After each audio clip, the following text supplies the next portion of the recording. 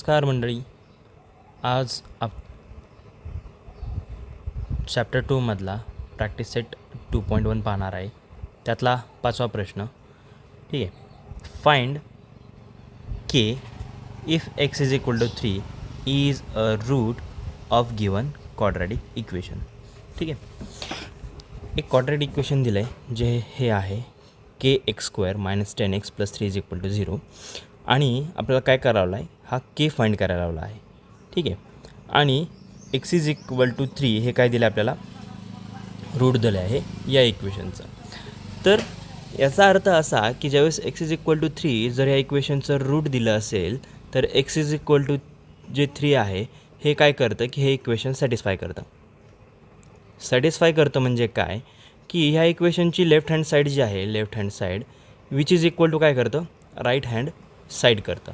म्हणजेच काय, ज्यावेळेस तुम्ही एक्स इज इक्वल टू 3 या इक्वेशनमध्ये पुट कराल तर तुमची या लेफ्ट हँड साईडची व्हॅल्यू 0 आली हवी, कारण राईट हँड साईडची व्हॅल्यू काय आहे, 0 हवे. बरोबर आहे. पण त्यासाठी आपल्याला के माहीत असणं आवश्यक आहे आणि तोच के आपल्याला या क्वेश्चनमध्ये फाइंड करायला सांगत आहेत. आता दिलेलं उत्तर लिहायचं आहे आपल्याला. त्याची सुरुवात कसं करायचं आहे ते बघून घ्या. काय दिलेलं आहे, लेट काय म्हणायचं, let k x square minus 10x plus 3 is equal to 0 be a given काय दिलं आहे, क्वाड्रॅटिक इक्वेशन दिलं आहे. ठीक आहे. Be a quadratic equation. आणि त्याच्या पुढे जाऊन काय सांगितलं आहे की एक्स इज इक्वल टू 3 हे काय आहे, is a root of given Q E. आणि दिलेलं क्यू ई काय होणार आहे, रूट असणार आहे.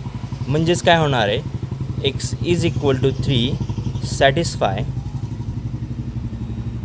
Given Q E.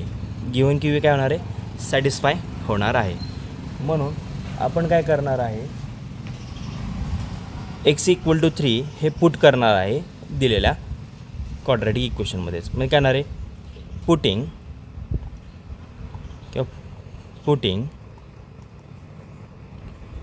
X is equal to 3 in given equation.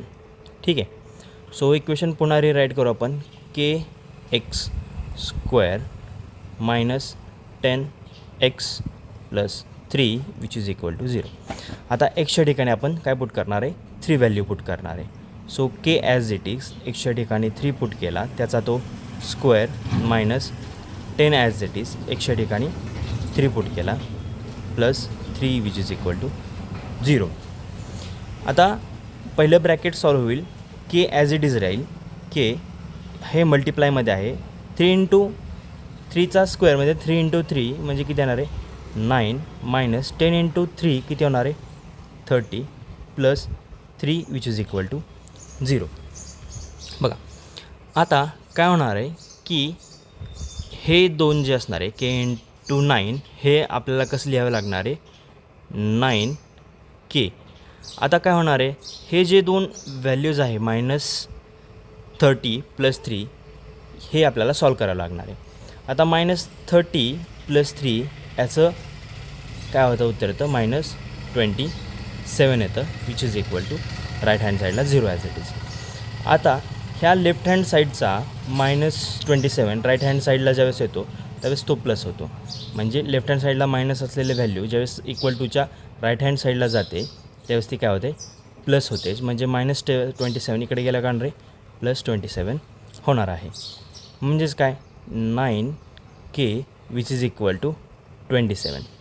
आता इथं 9k आहे हे दोन मल्टिप्लायमध्ये असल्यामुळे ज्यावेळेस हा 9 इकडं मल्टिप्लाय असल्यामुळे ज्यावेळेस इकडे जातो तर तो काय होतो, तो डिवाईडला येतो.